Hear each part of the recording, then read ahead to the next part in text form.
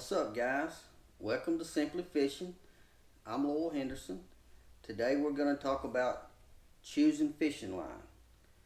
With hundreds of brands out there, it seems like, how in the world do you choose which one to buy? We're going to get into that in today's video.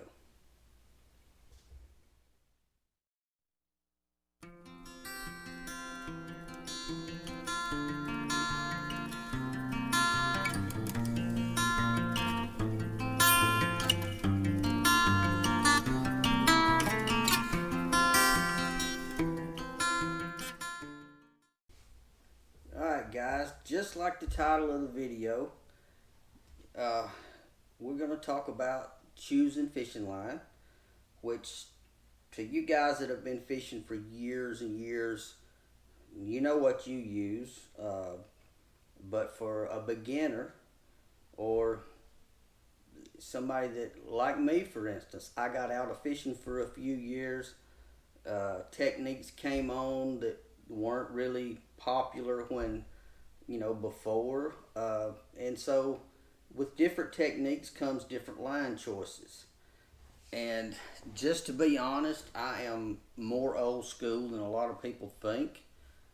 I used monofilament line for most of my fishing career, and have used it religiously. And I'm gonna get a few LOLs out of you, but this right here, one of the cheapest monos you can buy that's on the market, the Zebco Omniflex. $2 or $3 will get you, or at one time will get you anywhere from 5 to 700 yards of line. Let me tell you, I'm not just cheap, but the reason I used the cheaper mono, and I fished tournaments with it for years, throwing anything from a worm to a jig to a spinnerbait to a crankbait. The reason I used this, and I never really thought anything much about it, was the fact I got drawn to it to start with because I was fishing on a budget, but I never really had any problem with my line because it was a routine. If I had a tournament, I was changing lines, and sometimes I would fish 2 tournaments a week. I was changing lines, or at least I was stripping off about half of my line, tying on, spooling back up. And so I didn't have a problem with the cheaper mono.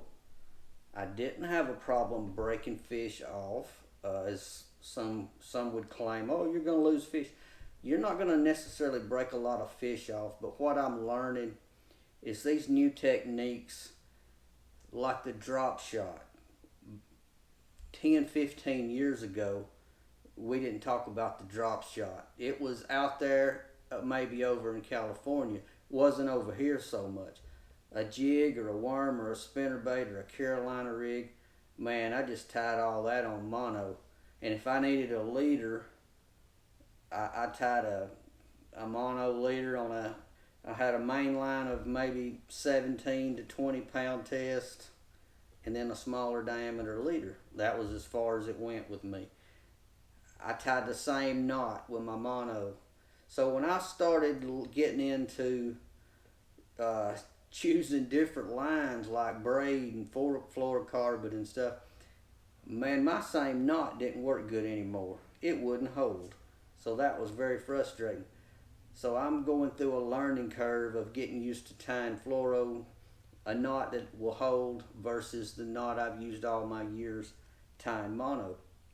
But when it comes right down to it, the whole video is what I would like out of my guys that watch this, you regular guys that fish with me in kayak tournaments, or you guys that have been fishing 10, 15 years.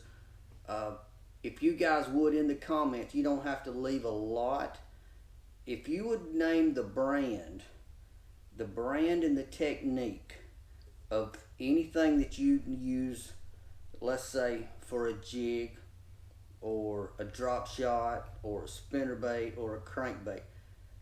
What I'm going to start to do is I'm going to go through, and I'm going to be honest, my mono, if I go buy mono, I'm still buying the cheap stuff because I only use it for certain things.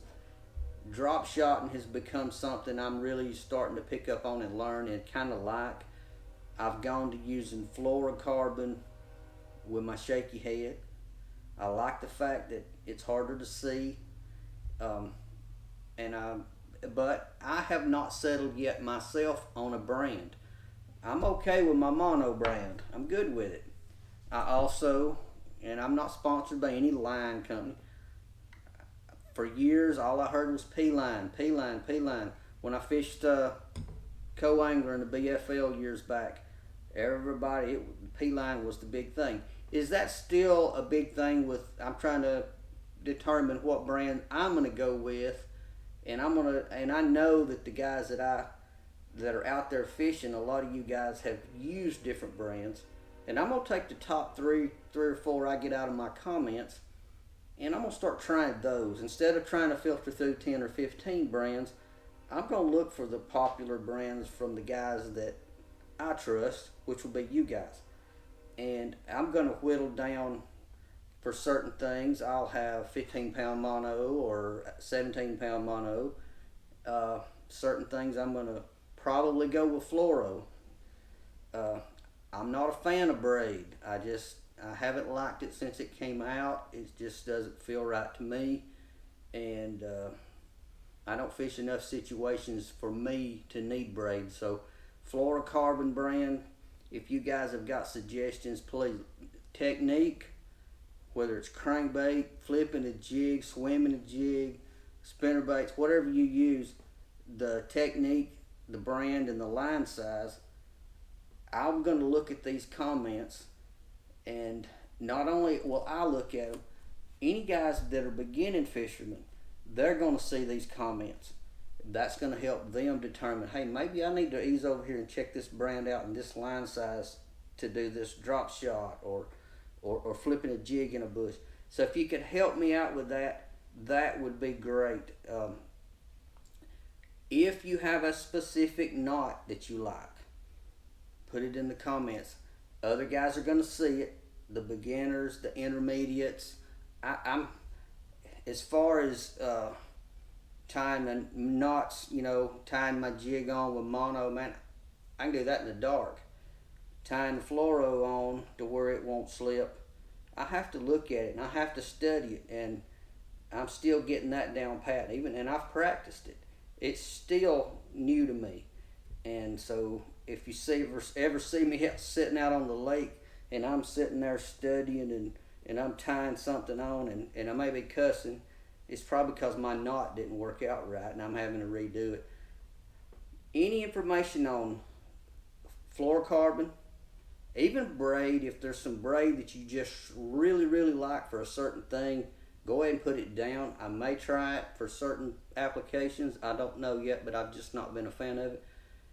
What do you use? What do you guys still use mono for? Everybody has a different idea, and this is how we learn. We take these ideas and we listen to them and we argue about them and we determine, it gives us a lot of information. So not only you're gonna help me, we're gonna pass this on to other beginners out there that may be coming onto the scene, say, man, I don't know man, there's too much line out here. What do I need for this? Help us out. I hope you enjoy these. I hope you enjoy my videos. Period. If you find any value at all, share them with your friends. Subscribe. I think like 60 to 65% of people that watch somebody's YouTube videos, 65% of them are usually not subscribers. Go ahead and subscribe if you find any value at all. Man, I'm so glad you regulars that are behind me are there. New guys, glad to have you. If you've got any comments, put them in the comments down below. I do my absolutely very best to always answer comments. I used to when I first started my channel. I wasn't that good about it, but I am now. I try not to let anybody slip through the cracks. But hey, I'm going to end this before it gets to rambling on too much. Any information on fishing line, how you choose it, If you want to add any, you can add as much as you want on the comments. But if you have a certain technique, certain brand for a certain technique, certain lure, I'd love to know what it is. It's gonna help me possibly make decisions for myself in the future. It's also gonna help other fishermen coming on the scene to help grow our sport. It's gonna help them as well. You guys stay safe out on the water. If you see me out there, please come by and visit. I do not mind. You know that. I talk to. Matter of fact, I sometimes spend an hour at the ramp talking, and instead of fishing. So I've been known to do that. Last month or so, I've done it 2 or 3 times. Come visit me out on the water. I love to talk to you. I'm Lowell Henderson. This is Simply Fishing. Thank you so much for being with me, and I'll see you on Thursday night when the next video comes out. You guys stay safe. See you.